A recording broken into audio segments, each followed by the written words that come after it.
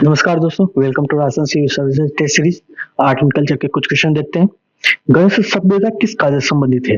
पाषाण काल से, ताम्रयुगीन काल से, लोह युगीन काल से या हड़प्पा कालीन संस्कृति है? देखिए, गणेश सभ्यता कांकली नदी के किनारे उद्गम हुई थी और यह शिखर के बीचों बीच से निकलती है। शिखर अर्थात शिखर को दो भागों में बांटते हुए निकलती है। ये करीब करीब 2800 ईसा पूर्व से संबंधित मानी जाती है। तो इसका सही आंसर है ताम्रयुगीन संस्कृति। इसकी व्याख्या देखते हैं। ये करीब 2800 ईसा पूर्व से विकसित हुई गणेश और सभ्यता से जुड़ी कुछ खास बातें देखते हैं। गणेश और सभ्यता राजस्थान के सीकर जिले के से संबंधित नीम का थाना इलाके में कांकली नदी के किनारे बसी हुई थी। ठीक है। गणेश और सभ्यता में को ताम्रयुगीन सभ्यताओं की जननी माना जाता है। इस सभ्यता में तांबे के बाण, मछली पकड़ने का कांटा जैसे कई तांबे के औजार मिले हैं। गणेश सभ्यता की कुछ खास पहचान मिट्टी के छल्लेदार बर्तन है। गणेश सभ्यता की खोज 1972 में राजस्थान विश्वविद्यालय के पुरातत्व विभाग के प्रोफेसर हैं डॉक्टर रतन चंद्र अग्रवाल ने की थी। गणेश सभ्यता को पुरातत्व का पुष्कर भी माना जाता है। अगला क्वेश्चन, राजस्थान के किस स्थान से वैदिक सभ्यता के अवशेष प्राप्त हुए हैं? सुनारी, झुंझुनू, बाड़ोली, जोधपुरा या नलियासर? देखिए, वैदिक सभ्यता के जो अवशेष हैं सुनारी, झुंझुनू से प्राप्त हुए हैं और बाड़ोली चित्तौड़गढ़ ये मौर्यकालीन माध्यमिका नगरी के नाम से प्रसिद्ध थी। चित्तौड़गढ़ और जोधपुर में नहीं पर जयपुर में बेराट से वैदिक सभ्यताओं के अवशेष प्राप्त हुए हैं। जयपुर में नलियासर जोधपुर में नहीं है। तो इसका सही आंसर है सुनारी सभ्यता। इसकी व्याख्या देखते हैं। वैदिक सभ्यताओं की आर्य सभ्यता भी वैदिक सभ्यता को अर्थात दूसरा नाम आर्य सभ्यता भी माना जाता है। वैदिक सभ्यता का समय 1500 से 500 ईसा पूर्व के बीच माना जाता है। वैदिक सभ्यता में महिलाओं को समितियों और सभाओं में भाग लेने की अनुमति थी। महिलाओं को अर्थात महिलाओं का विकास था या स्थिति थी। ये वैदिक सभ्यता हर जगह अलग अलग देखने को मिलती है। कई लोग मानते हैं कि 2200 से 1500 के करीब मानते हैं, कोई 2200 ईसा पूर्व से 1000 ईसा पूर्व तक मानते हैं, फिर 1000 ईसा पूर्व से 500 ईसा पूर्व तक लोह युगीन सभ्यता मानते हैं। और इससे पहले मोहनजोदड़ो, हड़प्पा कालीन, इन सब संस्कृतियों को मानते हैं। उनसे पहले पाषाण है। ठीक है। और ये जो 500 ईसा पूर्व जो अजातशत्रु है, पितृहंता वंश है, हर्यक वंश है, शिशुपाल वंश है, नंद वंश है, उसके बाद मौर्य वंश, शुंग वंश इत्यादि मानते हैं। मानते क्या 1000 ईसा पूर्व से बाद की जो वंश है इनके तो सबूत भी हैं। जो जैन धर्म और बौद्ध धर्म के हस्तलिखित स्रोत है उनसे सबूत प्राप्त हुए हैं। ठीक है। ये अलग अलग जगह है, ऐसा कुछ नहीं है, कुछ फिक्स निकाला जा सकता। अगला क्वेश्चन देखते हैं। ये इसकी व्याख्या थी। निम्न को सुमेलित करना है। जैसलमेर राज्य प्रजामंडल मिठालाल व्यास। दूसरा है डूंगरपुर राज्य प्रजामंडल से संबंधित नेता भोगीलाल पांड्या। बीकानेर राज्य प्रजामंडल से जयनारायण व्यास और झालावाड़ राज्य प्रजामंडल से कन्हैयालाल मित्तल। इसमें से सुमेलित नहीं है वो बताना है। जैसलमेर राज्य प्रजामंडल मिठालाल व्यास ये सही है और डूंगरपुर राज्य प्रजामंडल भोगीलाल पांड्या, इनको राजस्थान का गांधी भी कहा जाता है। बीकानेर राज्य प्रजामंडल जयनारायण व्यास ये गलत है। जयनारायण व्यास जोधपुर से संबंधित है और झालावाड़ राज्य प्रजामंडल कन्हैयालाल मित्तल ये सही बात है। ये कौन सा सही नहीं है? सी इसका सही आंसर है।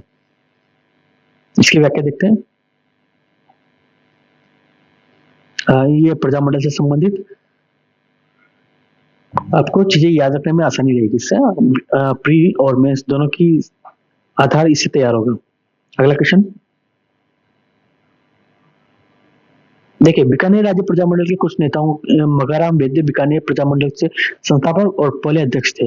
स्वामी लक्ष्मीदास जी बीकानेर प्रजामंडल से के पहले मंत्री थे, कराची में हुए all India states people's conference के अधिवेशन से प्रेरित होकर उन्होंने बीकानेर प्रजामंडल की स्थापना की थी। किससे प्रेरित होकर? All India states people's conference के अधिवेशन से। और झालावाड़ राज्य प्रजामंडल इसमें मंगीलाल भव्य और कन्हैयालाल मित्तल, मकबूल आलम, ठीक है। और प्रजामंडल 1930 से 47 के शुरुआती दिनों में राजस्थान में चलाया गया था। प्रजामंडल औपनिवेशिक गतिविधियों, सामंतवाद और अस्पृश्यवाद के खिलाफ थे। ये जरूरत प्रजामंडल के उद्देश्य यही थे कि सभी प्रभावी लोगों के एकजुट होने का एक जरिया था, ताकि अस्पृश्यवाद, गतिविधिवाद, सामंतवाद, औपनिवेशवाद और अंग्रेजों के खिलाफ जितनी भी इलीगल एक्टिविटी थी या एक्ट लाए जा रहे थे, जैसे प्रेस के खिलाफ या फिर लोगों के खिलाफ, तो उनका प्रत्युत्तर में प्रजामंडल की आवश्यकता थी। इस वजह से इनको गठन किया गया। अगला क्वेश्चन देखते हैं। जोधपुर में मारवाड़ हितकारिणी सभा का गठन 1929 में जयनारायण व्यास द्वारा किया गया था। और कथन दूसरा है, हाड़ौती सेवा संघ के संस्थापक नेनुराम शमना थे। हाड़ौती सेवा संघ के संस्थापक। कौन सा कथन सही है? पहला, दूसरा, दोनों सही है या दोनों गलत है? देखिए, जोधपुर मारवाड़ हितकारिणी सभा का गठन 1929 में जयनारायण व्यास ने किया था, ये सही बात है। और हाड़ौती सेवा संघ का संस्थापक सदस्य नेनुराम शर्मा जी थे, ये भी सही बात है। तो ये दोनों कथन सही है।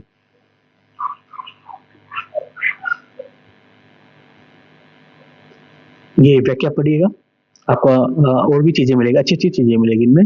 अगला question, Marwar public society ordinance कब जारी किया गया था?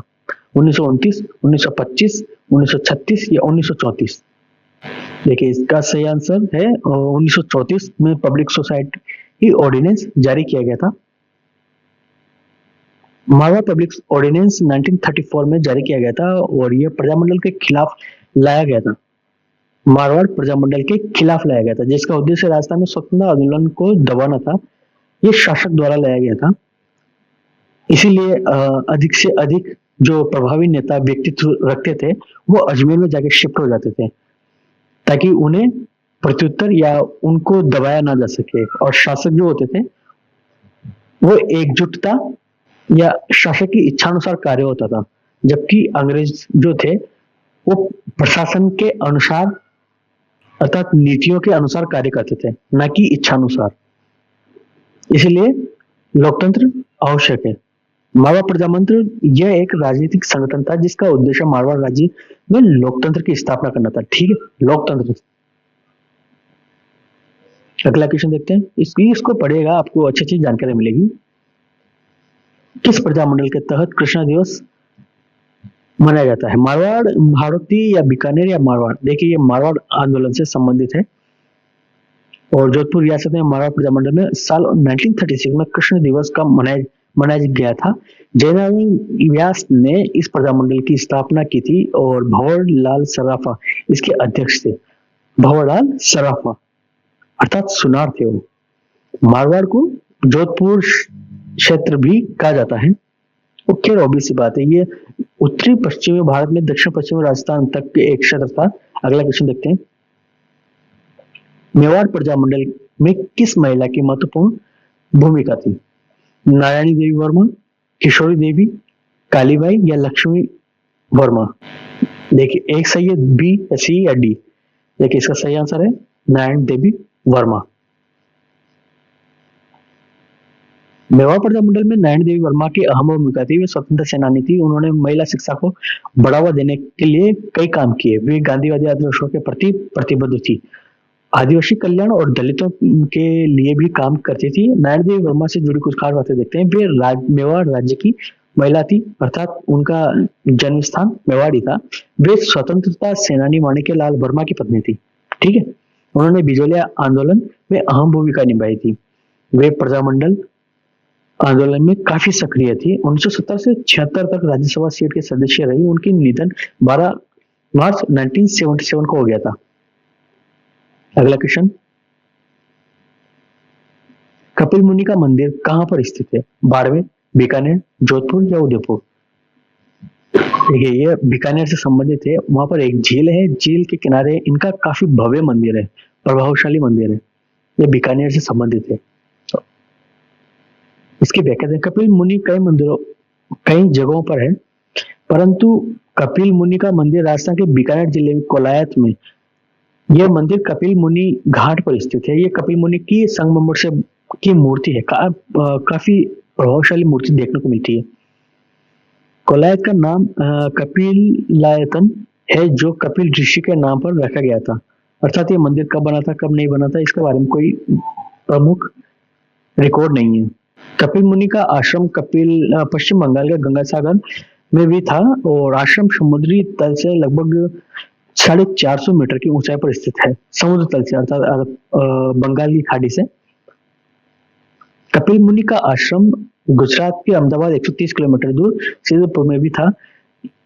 यह आश्रम सरस्वती नदी के किनारे बिंदु सरोवर पर था। और कपिल मुनि के बारे में कुछ खास बातें देखते हैं। वो कपिल मुनि प्राचीन भारत के एक प्रभावशाली मुनि थे। उन्होंने सांख्य शास्त्र का प्रवर्तक माना जाता है।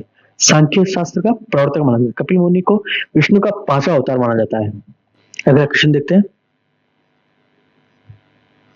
जगत शिरोमणि मंदिर आमेर में स्थित है। कथन 1। कथन 2, गुरुद्वारा बूढ़ा जोहर गंगानगर में स्थित है। देखिए जगत शिरोमणि मंदिर आमेर में स्थित है, ये सही बात है, और ये व्याख्या भी आपको मिल जाएगी। और गुरुद्वारा बूढ़ा जोहर ये काफी प्रभावशाली है। इसकी व्याख्या दोनों सही है। इस कथन, इसकी व्याख्या देखते हैं।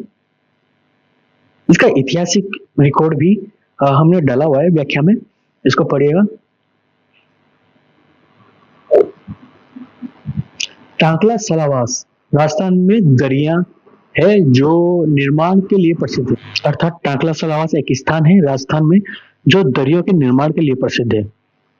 दूसरा कथन है, कोटा में ब्लू पोट्री के लिए कृपाल सिंह शेखावत ने अंतरराष्ट्रीय पहचान दी कोटा की ब्लू पोट्री को। कथन 1 सही है, दूसरा सही है, दोनों सही है या दोनों गलत है। देखिए इसका सही आंसर, ये दोनों कथन नहीं, ये दूसरा कथन कोटा की ब्लू पोट्री नहीं, ये जयपुर की ब्लू पोट्री है। कोटा में ब्लैक पोट्री है। ये ब्लैक पोट्री कुछ इस प्रकार की होती है, अर्थात जो बर्तन है उन पर ब्लू कोटिंग होती है। और ये दरिया है, जो टांगला सलावास की दरिया है, कुछ इस प्रकार की बनी होती है। इसकी व्याख्या देखते हैं। पहला सही है, दूसरा गलत है। कोटा की नहीं, जयपुर की फेमस है। व्याख्या में काफी चीजें आपको नई नई मिलेगी। अगला क्वेश्चन, नेवलों की पूजा कब की जाती है? निडर नवमी को, नेवला सातमी को, और गुरु पूर्णिमा को, योगिनी एकादशी को। कौन सा कथन सही है? 1, 2, 3, 4 चारों या इनमें से कोई नहीं? देखिए इसका सही आंसर निडर नवमी है, जिसको आंवला नवमी भी कहा जाता है। इसकी व्याख्या कुछ इस प्रकार।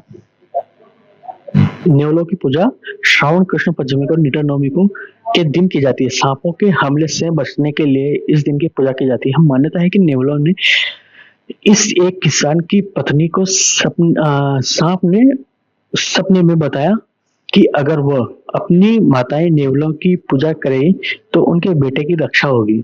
आंवला नवमी 2024, इस साल 2024 जो है कार्तिक माह शुक्ल पक्ष की नवमी तिथि को 9 नवंबर 2024 जो है को रात को 10:30 पौने 11 बजे पीएम पर शुरू होगी, और 10 नवंबर 2024 9 PM तक समाप्त हो जाएगी। उदय तिथि के अनुसार 10 नवंबर को आंवला नवमी मनाया जाएगा। ठीक है, ये अभी अभी जस्ट निकला है, तो इस वजह से अगर आपको याद रखने में आसानी रहे तो अच्छी बात है। Thank you.